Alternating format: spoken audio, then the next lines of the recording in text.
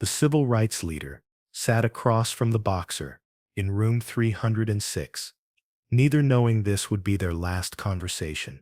What Muhammad Ali learned in those final hours would haunt him forever.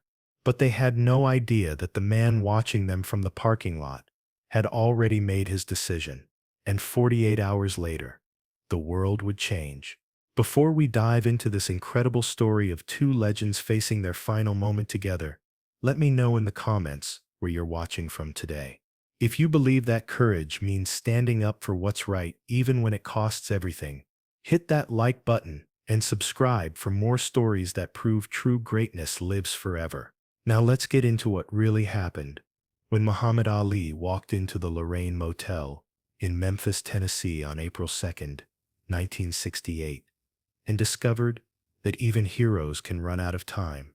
The afternoon sun cast long shadows across Mulberry Street as Muhammad Ali's rental car pulled up to the Lorraine Motel. It was Tuesday, April 2nd, 1968, and Memphis felt like a city holding its breath. The sanitation workers' strike had brought Dr. Martin Luther King Jr. to town, and tension hung in the humid air. Ali stepped out, wearing a simple dark suit, his eyes scanning the two-story motel with awareness that came from months of FBI surveillance. He'd learned to spot the unmarked cars, the men pretending to read newspapers too long. The government had been following him for 2 years since he refused the draft. Room 306 was where Dr. King was staying. Ali climbed the exterior stairs slowly, each step heavier than the last. He and King hadn't always agreed. 3 years ago, Ali had publicly criticized King's nonviolent approach, calling it too passive. The words had hurt King. But something had changed in Ali during his exile from boxing.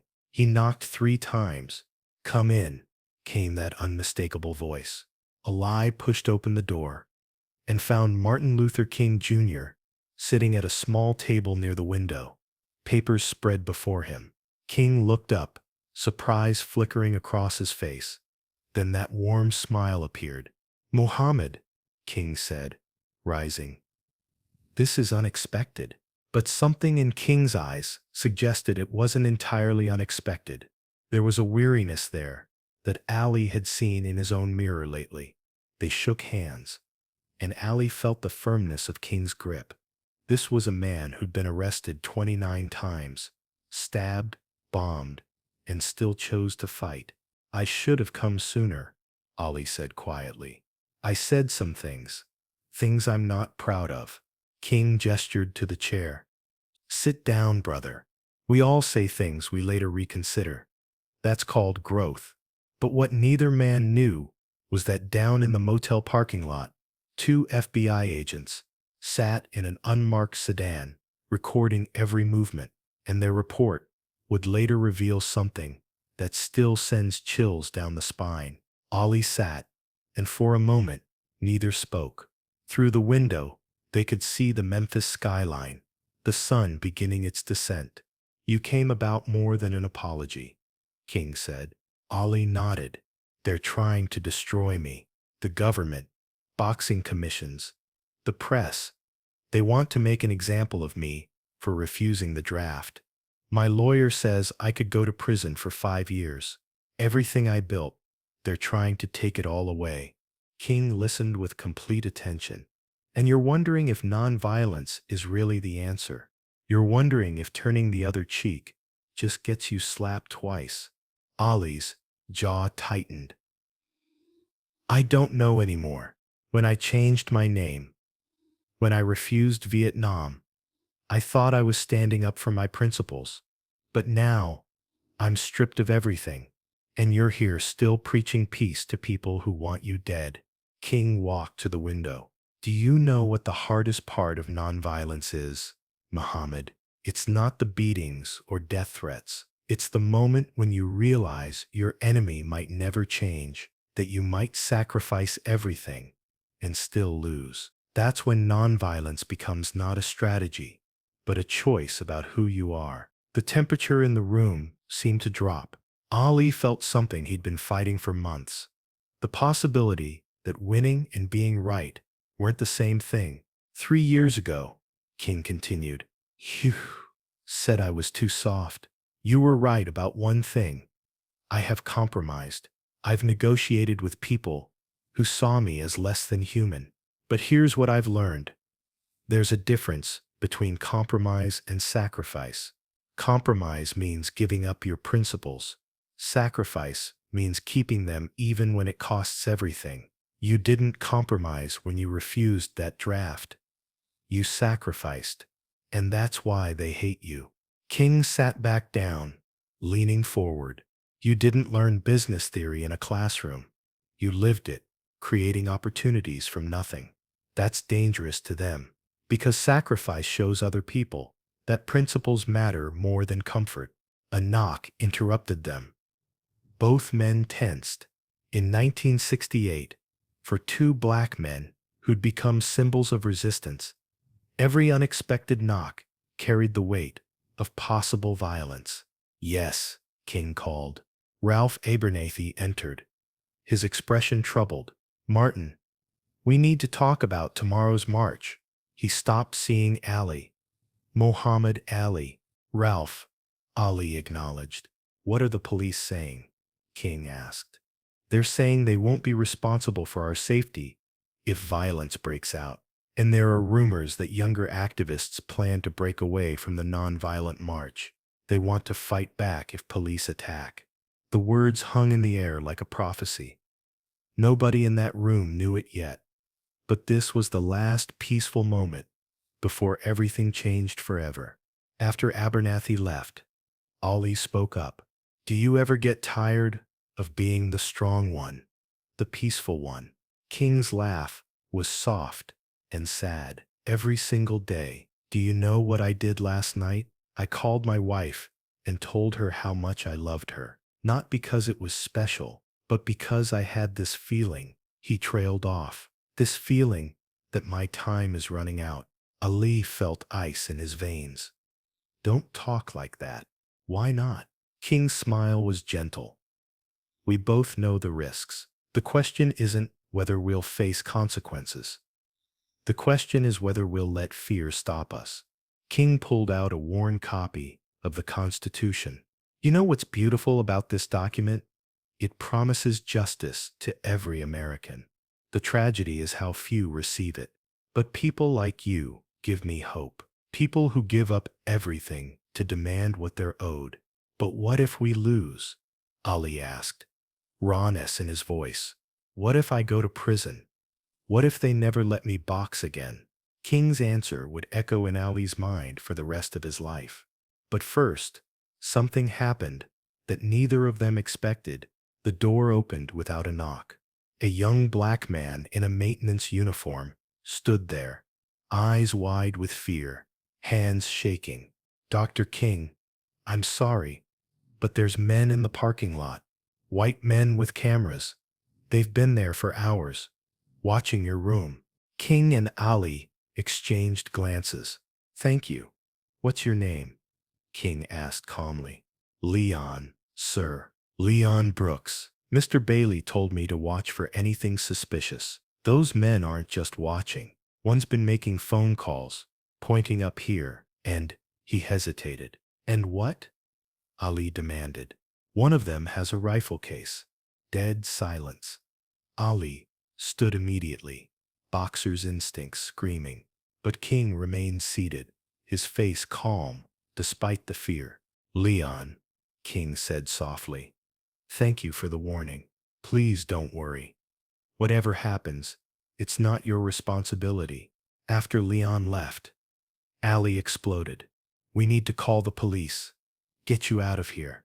If they have a rifle, if they want to kill me, Muhammad, they'll find a way. King's voice was steady. Moving just delays the inevitable. I made peace with that years ago. That's insane. Ali's voice rose. You're just going to sit here. I'm going to do my work, King interrupted firmly. Tomorrow, I'm marching with those sanitation workers. I'm demanding justice, and if someone wants to stop me, they'll do it in front of the whole world. Ali stared at him, trying to understand this courage, that seemed like acceptance of fate. How do you live like this? King walked to Ali and placed both hands on his shoulders. The same way you do. We both chose principles over safety. The difference is, I've had more time to make peace with the cost. What King said next would become the last advice he ever gave Muhammad Ali, and decades later, Ali would repeat these words to his own children. Muhammad, listen carefully. In a few years, the people who hate us now will pretend they always supported us. They'll teach children about how brave we were. But right now, we're alone. The government wants to silence us. The media wants to mock us. This is the price of standing up before history catches up. King's grip tightened. But here's what you must remember. It's in these moments, when we have nothing left but our principles, that we discover who we really are. You're not Muhammad Ali because you're a great boxer. You're Muhammad Ali because you had the courage to say no when yes would have been easier. That's the man history will remember. Tears streamed down Ali's face. I'm scared. I'm scared they'll take everything from me. They will, King said simply. They'll take your title, your money, your freedom, maybe years of your life. But they can't take who you are. They can't take the example you set for every young black person who sees you and thinks, if he can stand up, maybe I can too. They sat together in silence. As the sun set, two men who'd become symbols before they were ready. Finally, King spoke. Will you do something for me? Anything, Ali said. After tomorrow's march, stay in touch. Check on my family. And if something happens to me, don't let them turn my death into an excuse for the violence I spent my life opposing. Promise me. The request chilled Ali, but he nodded. I promise. They talked for another hour about boxing and preaching, family and faith, the future they hoped to see, but might never witness. Then Ali prepared to leave. King walked him to the door, and they stood on the balcony outside room 306. The same balcony where in exactly 48 hours, an assassin's bullet would end King's life. But now, it was just a quiet Memphis evening. You know what I admire most about you, Muhammad, King said, looking at the darkening sky. You could have stayed Cassius Clay. You could have gone to Vietnam and come back a hero. You could have had everything America offers to black men who know their place. But you chose to be Muhammad Ali. You chose your identity over their approval. That's revolutionary. Ali smiled. And you make peace look like the hardest, bravest thing in the world. Because it is. They embraced, neither wanting to let go. When they separated, King's eyes were bright. Float like a butterfly, King said. Sting like a bee. Ali finished. Ali walked down the stairs, and halfway down, he turned back. King was still there, silhouetted against the light, watching. Ali raised his hand in farewell. King raised his in return. It was the last time Ali would see him alive. 48 hours later, Muhammad Ali was at home when the phone rang. Ralph Abernathy was crying. Martin is dead. They shot him on the balcony. He's dead, Muhammad. Ali dropped the phone. As cities burned and the nation mourned, Ali kept his word. He visited King's family. He spoke about nonviolence, and he held on to the lessons from that final conversation. The FBI files declassified decades later showed agents had been watching room 306 that evening.